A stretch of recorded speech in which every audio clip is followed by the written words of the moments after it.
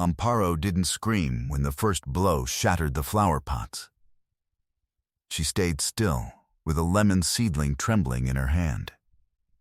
The man kept breaking everything in his path, blind with rage. Welcome to Stories Between Lives, where the simplest lives hold the greatest secrets. This is the story of a woman who opened her door to a stranger in the rain, and of what that door gave back to her years later. It smelled of freshly turned earth and broken flowers. The afternoon sun fell gently over the hills of Michoacán, and in the middle of the small wrecked nursery, Amparo Reyes didn't move.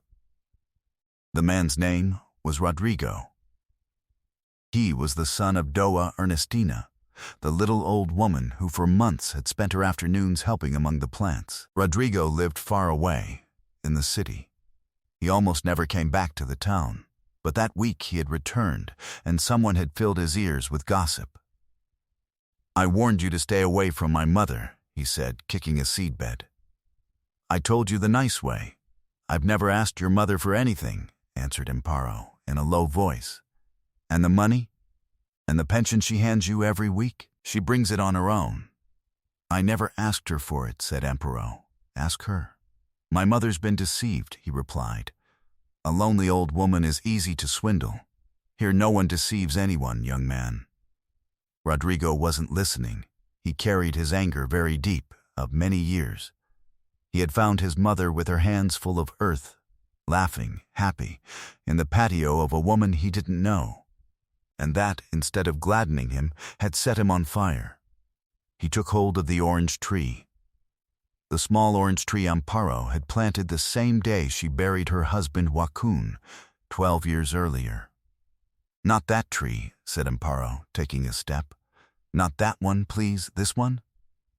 Rodrigo grabbed it by the trunk. "Does this one hurt you?" "It's the only thing I have left of my husband." "Well, not anymore." He pulled it out by the roots in a single yank and threw it into the mud of the road, in front of the neighbors who had peered out. Doa Cleta covered her mouth. The Prez kid lowered his gaze. No one dared to intervene. "My mother isn't here to support hangers on with her pension," said Rodrigo, aloud, so everyone would hear. "Pick up your junk and disappear from here. Pick up your junk and disappear." Behind him, at the gate, Doa Ernestina was holding on to the frame with both hands. "Rodrigo," said the old woman, with a thread of a voice. "Rodrigo's son, no," but he didn't even turn around. She watched how the boy she had given birth to destroyed the house of the only person who treated her like a mother. And she could do nothing. Rodrigo went off down the road without looking back. The dust took a while to settle. When it did, the whole nursery was a field of broken pots, trampled seedlings, and churned earth. Amparo stood in the middle of it all. She didn't cry in front of the neighbors. She crouched down slowly, lifted the lemon seedling she still gripped in her hand, and looked for a sound piece of pot to plant it in. Just one. You have to start somewhere. That night she slept little. At dawn she went out to the patio with the rebozo over her shoulders and looked at her ruined work in the gray light of daybreak. 12 years of grafts, 12 years of seedlings cared for like children. Joaquin's orange tree thrown in the road with its roots in the air. She thought about leaving. She thought she was already tired, that at her age there was no point in starting over from nothing. She sat on the only bench that remained whole and let her shoulders drop. "So early and already giving up?" said a voice. It was Doa Ernestina. She came slowly, leaning on her cane with an old sack under her arm. "Doa Ern, go home," murmured Amparo. "Your son is right. I'm no good to anyone here anymore." "My son knows nothing," answered the old woman. "Come on, pick up those pots with me." "You can't bend over. You'll hurt yourself." "I've been bending over for 80 years. Mija, one more day won't kill me." "Your son is going to come again." "Let him come," said Doa Ernestina. "No one moves me from here anymore." and the two of them bent down. What Amparo didn't know that morning was that the old woman had kept, for years, proof of a certain rainy night. A proof that was very soon going to silence the whole town. They gathered up shards until the sun came up. After a while, Padre Lucio arrived, who had heard of the scandal and rolled up his cassock to help. "Let's get to work," said the priest. "God squeezes, but doesn't strangle." "Father, don't trouble yourself," said Amparo. "It's no trouble, child, it's only right." Doa Cleta arrived with a sack of black soil. The Prez kid arrived with 3 pots from his house. "So you can start again, Doa Amparo," said the boy. "And does your mother know you brought them?" "She gave them to me. She said you cured the baby's cough with your herbs. A knot formed in Amparo's throat, not from the loss, from the kindness." She nodded slowly and ruffled the boy's hair. "Thank you, my boy. God first. This will bloom again." Padre Lucio wiped his hands on his cassock and looked at the half-restored patio. "And will it be enough for you to start over, child?" he asked. "I have hands, and I have seeds put away," answered Amparo. "It's more than I had when I came to this town. That's the answer of those who don't give up." "It's not bravery, Father, it's stubbornness. Sometimes they're the same thing," said the priest and smiled. Doa Cleta tied her rebozo and rolled up her arms. "Well, let's get to it. The sun doesn't wait," she said. "Among all of us, by tomorrow this will look like a nursery again." And so it was. That afternoon, 6 neighbor hands turned the soil, straightened the tables, and arranged the little that had been saved. One woman brought seedlings from her plot. A neighbor lent boards for the seedbed. No one charged anything. No one expected it. Amparo watched them work and understood, at last, that the true home isn't the roof one has, but the people who draw near when one's roof is falling in. So began the days of scraping by. Each dawn, before the hill turned golden, Amparo went out to the patio with her watering can and her grafting knife. The knife had been Wakun's. Its handle was worn from so much use, and she sharpened it on a stone every Sunday. With that knife she scraped the injured stems, looked for where there was still green life beneath the broken bark, and joined the grafts with the patience of prayer. Beside her, Doa Ernestina filled pots with soil, slowly, talking to the plants the way she talked to her saints. "This one's taking," said the old woman, pressing a cutting. "Look at it. It already wants to live. You really do know, Doa Ernie. I learned when I was young. I had my own garden once, you know. You hadn't told me." "There are things one keeps," answered the old woman. "Before life took everything from me, I had good hands for the soil, like you. And what happened? That's a whole other matter. Mija better water the plants." Amparo didn't insist. She had learned to respect people's silences. But she knew a piece of the story that Doa Ernestina never told in full. She knew the old woman's husband had died in debt. She knew her son Rodrigo had gone off very young to the city and hardly wrote. She knew the old woman had spent years alone, forgotten by everyone. And she knew something more. A piece she knew better than anyone, and that out of humility she had never told a soul. The cuttings took root. The pots filled again with green. Each afternoon, as the sun went down, the two women sat under the arbor to drink clay pot coffee. "Listen, Doa Ernie," said Amparo one of those afternoons. "Why do you come all the way here every day, with how hard it is for you to walk?" "Because here I feel at home," answered the old woman. "And because I owe you more than you imagine. You owe me nothing." "That's for me to say, not you," said Doa Ernestina, and squeezed her hand. The days became habit. In the mornings people came to buy. A woman wanted a rose bush for her husband's grave. A man was looking for little avocado trees for his plot. Do these take root for sure, Do Amparo? The man asked. If you water them with patience. Yes, she answered. The soil doesn't understand haste. That's the same thing I tell my wife. The man laughed. Doa Ernestina wrapped the roots in damp newspaper and explained to each person how to care for them. Don't plant it deep, she told a girl. Plants are like children. If you bury them too much, they drown. If you leave them in the air, they dry up.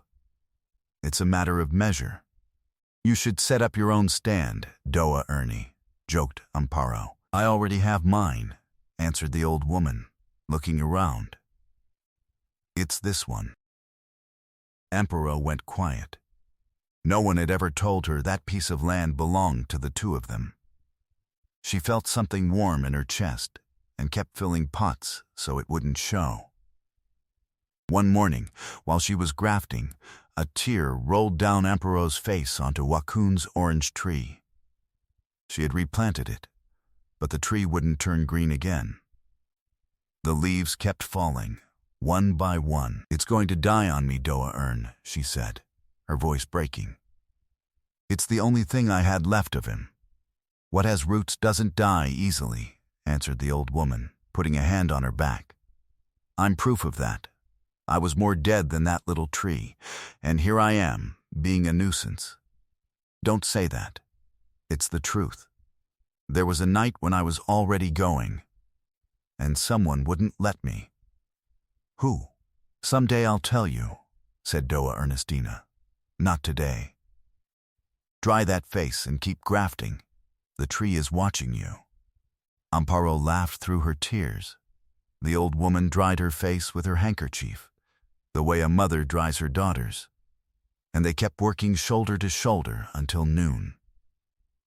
Meanwhile, on the other side of town, Rodrigo wouldn't leave.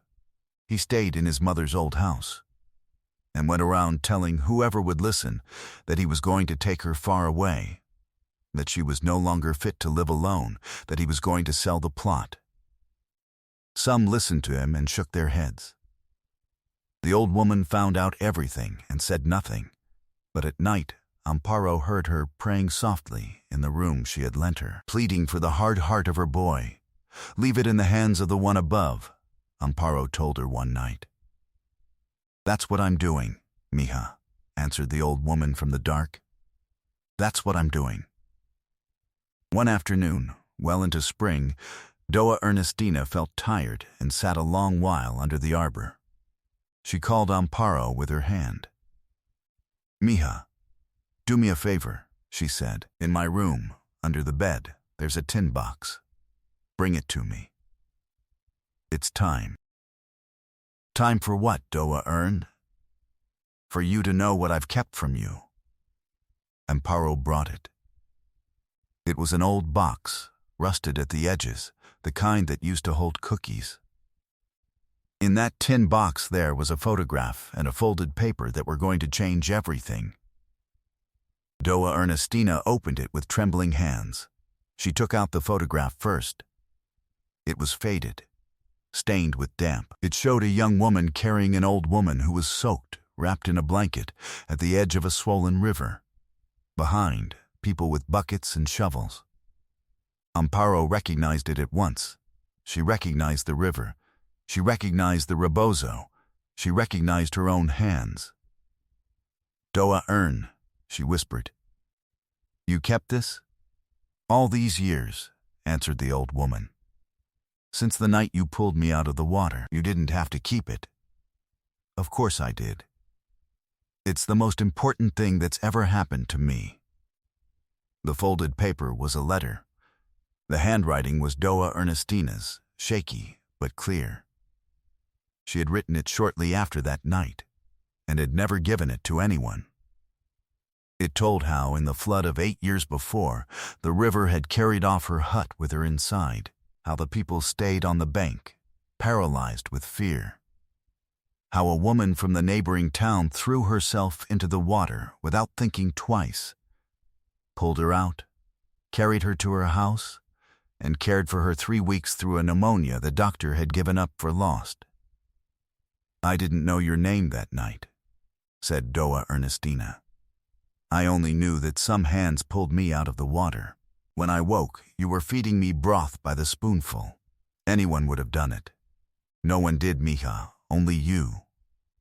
Amparo sat down slowly on the bench. Her knees trembled a little. Doa Erne, all this time you knew who I was? From the first day I walked into your patio, answered the old woman. I asked your name in the town, and they told me. That's why I came. That's why I stayed. And the money you gave your son complains about? Asked Amparo. The pension? That pension I brought here, said Doa Ernestina, lowering her voice. To buy land, seeds, whatever was needed. I didn't ask your permission because you weren't going to take it from me. I only wanted to pay, in my way, what can't be paid. And my son believed you were robbing me. She sighed. The poor thing never knew how to tell the difference between the one who takes from you and the one who gives to you. You didn't have to pay me anything. A debt of life isn't collected or paid, mija, but it is honored. At that moment, Padre Lucio arrived, coming to visit them. He saw the open box and the photograph on the table, and took off his hat. So you finally told her, Ernestina, said the priest. Did you know, Father? Asked Amparo. I was there that night, child, he answered. I gave Ernestina the last rites, believing her lost. I had already commended her, and you took her out of my hands. You never boasted of it, but I saw it, and I haven't forgotten. You don't tell about it, Father, murmured Amparo. One helps, and that's it. Well, someone has to tell it, said Doa Ernestina, tucking the photo into her apron.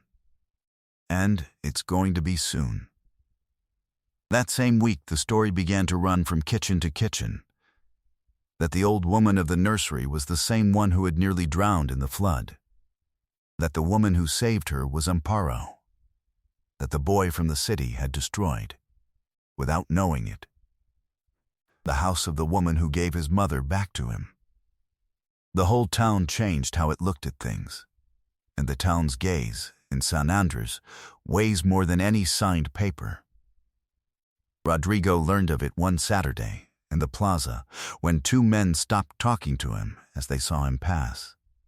He arrived at the nursery one Sunday at noon, again with his anger out front.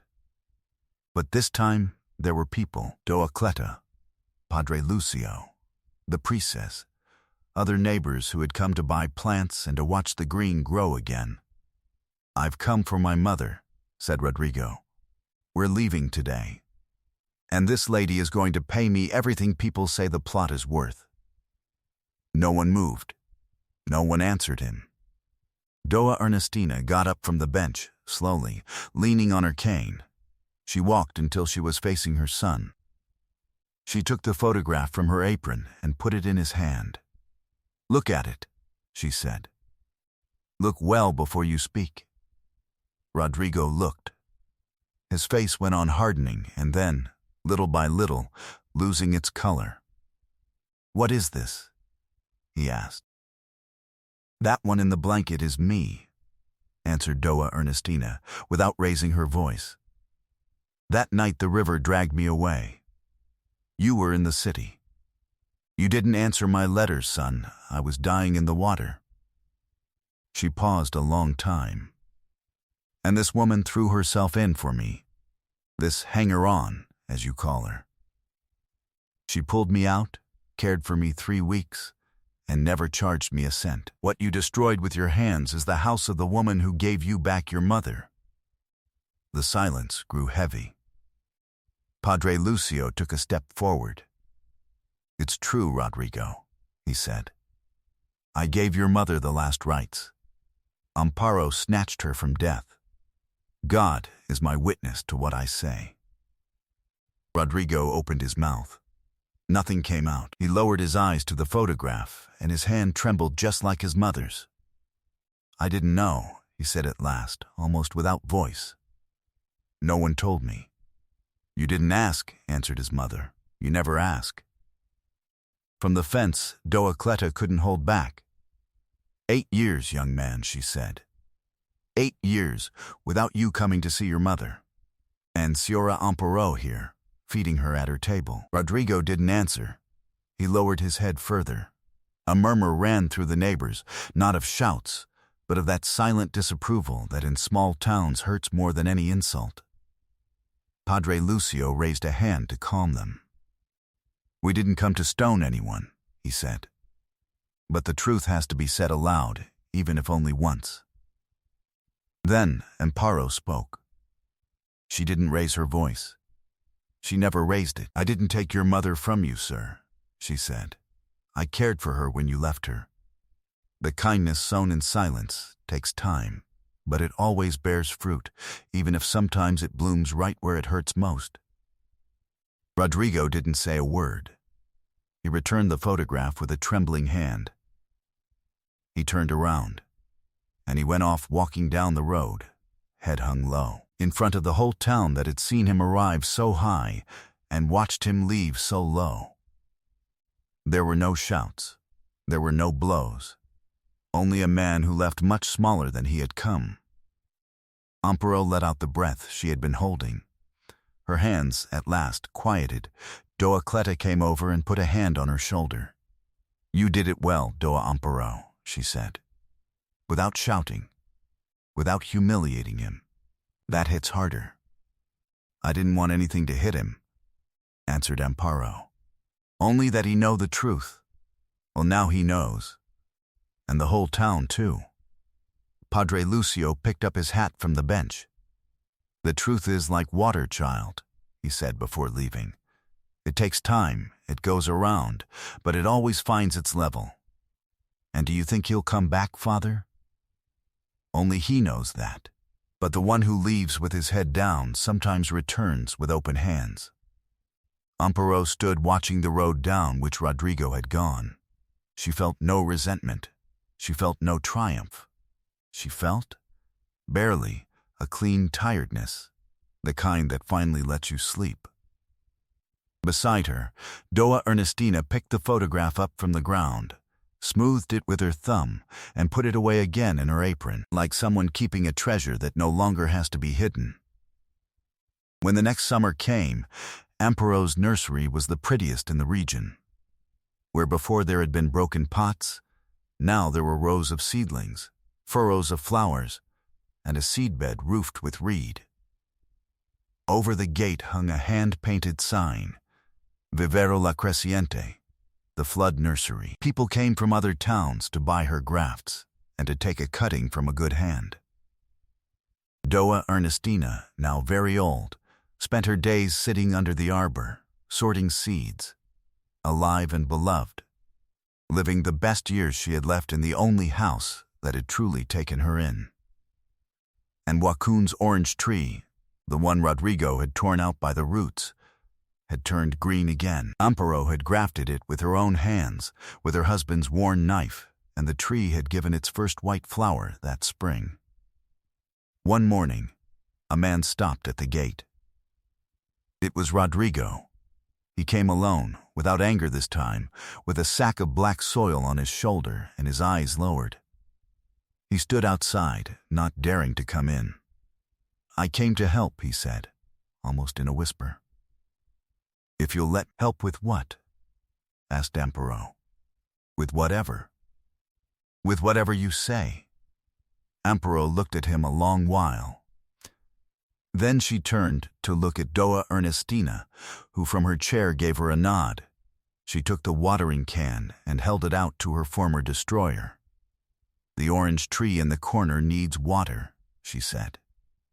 "Start there." "The one eye?" "That same one. It's come back to life, like your mother." Rodrigo set down the sack.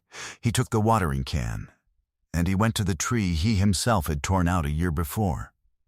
His hand trembled as he watered it. Slowly the old woman told him from afar, "Roots don't like water all at once, like people." "Yes, mother," he answered.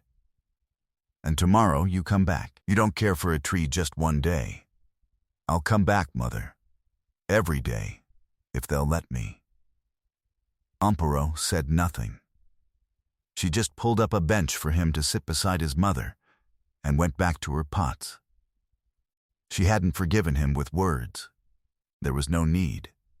She had forgiven him with a watering can and a bench, which in her world was the same thing. His mother watched him, and for the first time in a very long while, she smiled. Because the door that opens out of compassion, expecting nothing in return, never closes all the way. Sooner or later, it comes back by the same road it left. Amparo opened hers one rainy night, without knowing whom she was saving or what it would cost her later. And life, which collects everything and pays everything, gave that kindness back to her, right when she believed she had lost everything.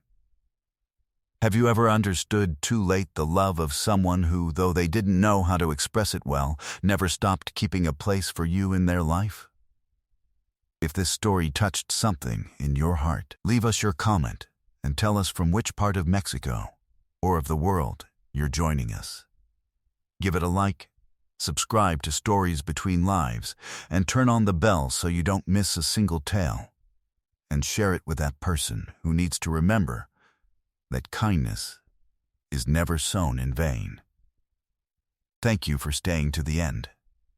Until the next story. That afternoon, while she watered her plants under the golden sun of the hill, Amparo heard the old woman whisper behind her, eyes closed and face to the wind. What is given with the heart, mija, is never lost. It only takes time to come back.